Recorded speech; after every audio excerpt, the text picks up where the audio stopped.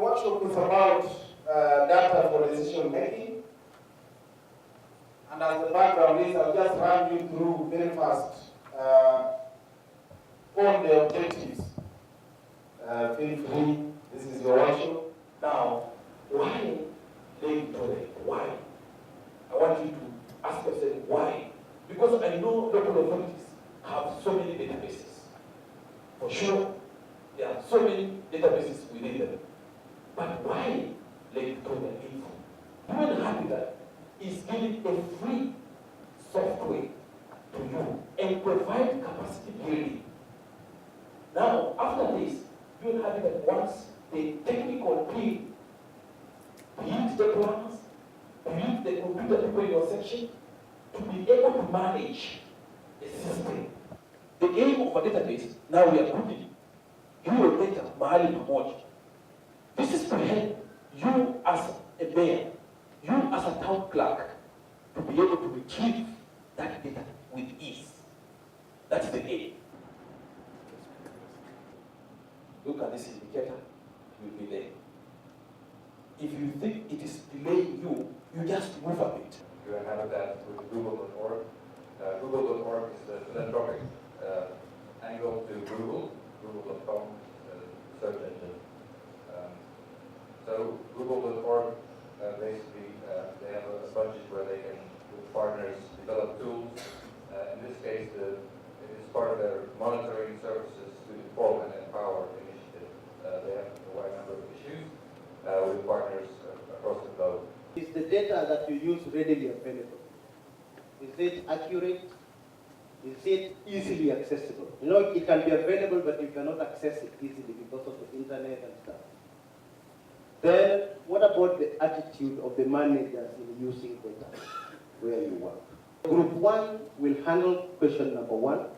Group 2 will handle question number 2. And Group 3, question number 3. In interrogating these questions, I'll be as open as possible. I leave it free to all of you to talk. I'll only interfere when all of you are talking and we need some order so that one of us talks at a time. We are supposed to be self-sustaining. How do we know that we are working towards that? It is only through the data that we can know that we are improving on the water sales. There's a lot of research done, but the research usually gather dust on the shelves. So I think we should first ask ourselves why we have the data and we never use it to make decisions, and whatever decisions we've been making, what are they based on? The political support from policymakers creates a culture of data-based decision making. That means when a council sits and they want to make development decisions, what can be done to ensure that information informs most of what they are going to agree as a council? We, the citizens of this city, the residents of Kampala and the leadership of Kampala City Council are looking forward to seeing very soon a formulated study for Kampala. The introduction of this new tool in the public domain means that there's going to be improved access to relevant information, hence making everybody better equipped to make the right choices and find new solutions to meet their needs and demand for better services. Today, we are going to be launching this tool. We are the second town to ever have received this tool, but it includes all of the data that has been collected and some user-friendly tools to access it, to present it, things that you can use in your day-to-day work for making points to your councils and so on. This Lake Victoria Info is supposed to be owned by the Ugandans, not the UN Habitat. Habitat is to provide some technical support. How do you manage the database itself in terms of user, you as a user, and secondly, you as an administrator? By the end of the day, you can skin that animal to see how you like it to be. What I mean by scaling it, I mean to say, today you may decide to put on a white shirt, tomorrow you may decide to put a black shirt. That's what we call the adaptation. So you are going to customize the Lake Victoria info to your own specific needs for your own local authority or your own town. We are also interested in the kind of opportunities and challenges that you have with data within your towns. In your areas of work, do you find opportunities where you easily apply data to guide your decisions?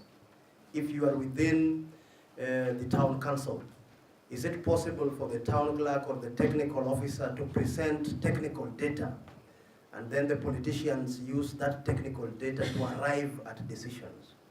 I believe in every area there is data, whether it is not up to date, but there is data. And in most cases, people collect data and there is no feedback where it is good. So I think it's starting with feedback to where we get the data.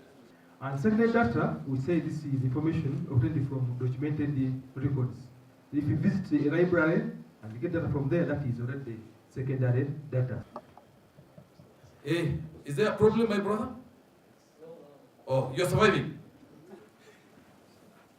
For example, the indicator, you start with the area, the year, and then you see if there's data available, and then you, of course, get to your final result in whatever form you want.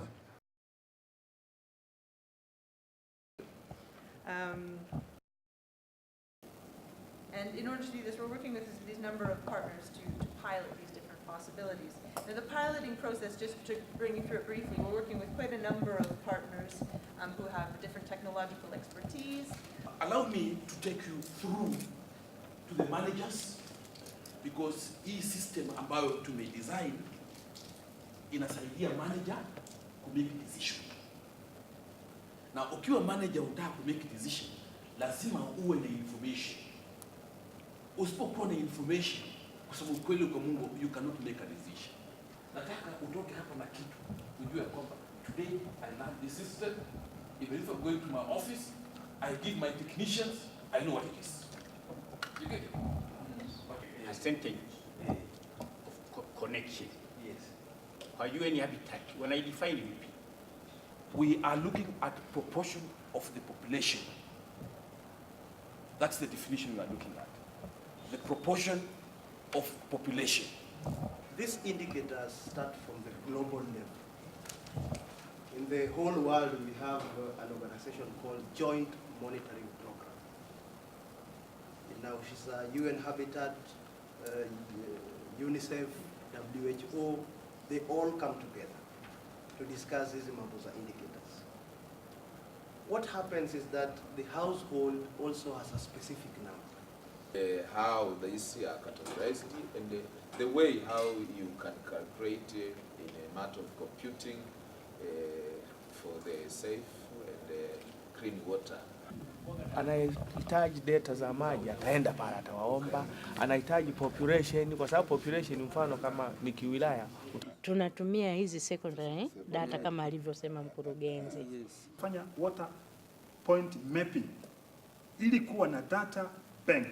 What we're doing at the moment is piloting the UAS data that Philip presented in Lake Victoria Info, putting that in a web environment. Those are some of the components of the tools that we're developing.